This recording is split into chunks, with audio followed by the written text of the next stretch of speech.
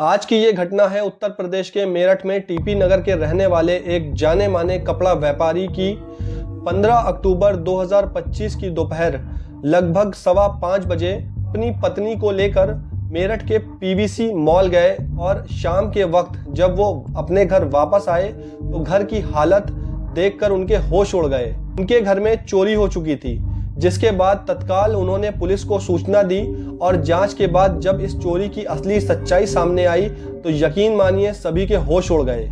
ये कोई मामूली चोरी नहीं थी, बल्कि इस चोरी के पीछे एक बहुत गहरी साजिश थी।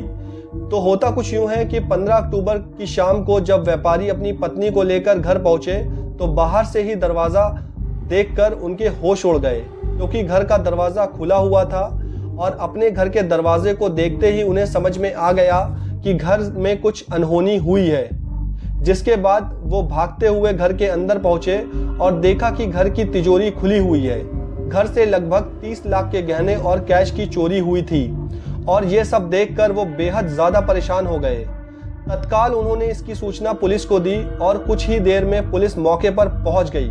जांच के दौरान पुलिस ने गौर किया कि घर में चोरी तो हुई है, लेकिन ना ही घर का दरवाजा टूटा और ना ही तिजोरी का लॉक। ऐसा लग रहा था जैसे चोर के पास घर और तिजोरी की चाबी थी और उसने बड़ी ही आसानी से घर में चोरी की और वो वहां से 9-2-11 हो गया। इसके अलावा ये घटना दिन दहाड़े हुई थी, तो भी उस वक्त जब घर पर कोई नहीं था, जिसका मतलब ये था कि चोर को इस बात की पूरी जानकारी थी।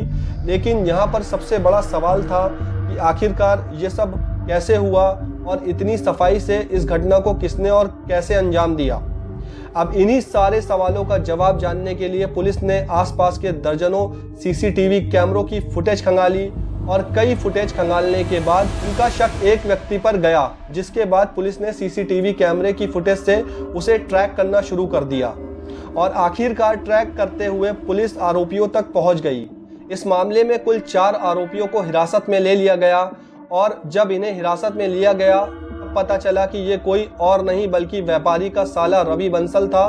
लेकिन सवाल ये था कि आखिर एक भाई ने अपने ही बहन के घर में चोरी क्यों की और इसके पीछे की वजह क्या थी। पुलिस ने जब अपनी पूछताछ शुरू की तब पूछताछ के दौरान एक ऐसी सच्चाई सामने आई जिसने सबको हिला कर रख दिया। पता चला कि आज से करीब 6 महीने पहले मेरठ के टीपी नगर में रहने वाले कपड़ा व्यापारी की तीसरी शादी पूजा से हुई थी और पूजा की ये दूसरी शादी थी। लेकिन इन दोनों की शादी के बीच पैसों का एक बहुत बड़ा अंतर था। एक तरफ जाने माने कपड़ा व्यापारी थे जिनके पास धन दौलत की कोई कमी नहीं थी और दूसरी तरफ पूजा थी जिसके परिवार वालों की आर्थिक स्थिति बेहद कमजोर थी। अब दोनों की शादी तो हो चुकी थी और शादी के बाद उनकी शादीशुदा जिंदगी भी बहुत बढ़िया तरीके से चल रही थी।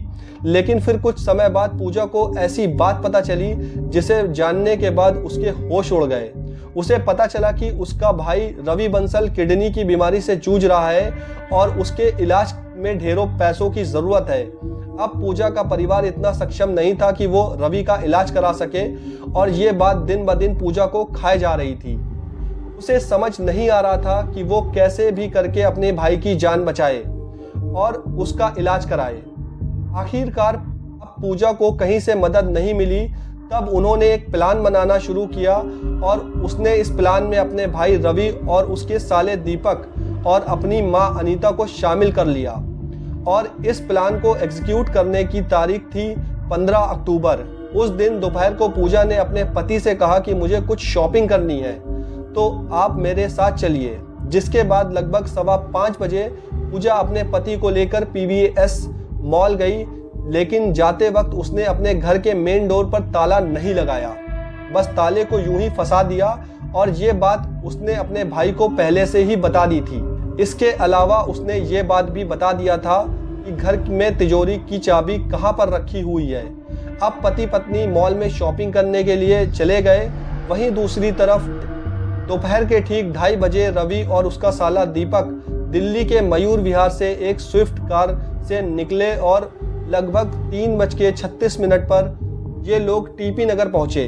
टीपी नगर पहुंचने के बाद रवि का साला दीपक ई रिक्शा लेकर पूजा के ससुराल पहुंचा, जहां पर उस वक्त कोई नहीं था। घर का ताला तो बस यूं ही दरवाजे पर लटका हुआ था। फिर दीपक बड़े आराम से घर के अंदर घुसा, तिजोरी की चाबी उठाई और घर का सारा माल लेकर वहां से निकल गया। घर से निकलने के बाद उसने एक ई रिक्शा लिया और ई रिक्शा से सीधा वो रिठानी मेट्रो स्टेशन पहुंचा, जहां पर रवि कार में उसका इंतजार कर रहा था। फिर दोनों उसी कार से दिल्ली के मयूर विहार पहुंचे, लेकिन रास्ते में दीपक ने गाड़ी के अंदर कपड़े बदल लिए और उन कपड़ों को उसने रास्ते में फेंक दिया, ताकि अगर पुलिस सीसीटीवी के माध्यम से उसे ट्रैक करने की कोशिश करे तो उसे पहचान ना पाए। लेकिन कहते हैं ना कि कानून के हाथ बहुत लंबे होते हैं। पुलिस ने इन्हें बड़ी ही आसानी से पहचान लिया और अब इन चारों आरोपियों के खिलाफ मुकदमा दर्ज करके पुलिस ने इन्हें न्यायिक हिरासत में भेज दिया है। वहीं पुलिस ने चोरी हुए 30 लाख के जेवर और कैश बरामद कर लिए हैं। इस मामले में ये बात सामने आई कि इस घटना को अंजाम देने की पूरी योजना व्यापारी की पत्नी की थी, जिसने अपने भाई का इलाज करवाने के लिए अपने ही घर में चोरी करवा दी। पूजा का इरादा बुरा नहीं था, वो अपने भाई की जान बचाना चाहती थी, लेकिन उसने सही रास्ते के बजाय चोरी जैसे गलत कदम का चुनाव किया। इस केस स्टडी से हमें ये सीखने को मिलता है, चाहे हालात कितने भी कठिन हो, गलत रास्ता कभी सही मंजिल तक नहीं ले जाता। वैसे आप इस पूरे मामले पर क्या कहना चाहेंगे? कमेंट बॉक्स में ज़रूर बताएं और ऐसे ही केस स्टडी के लिए हमारे चैनल क्राइम 25 को सब्सक्राइब करना बिल्कुल भी ना भूलें। Thank you so much.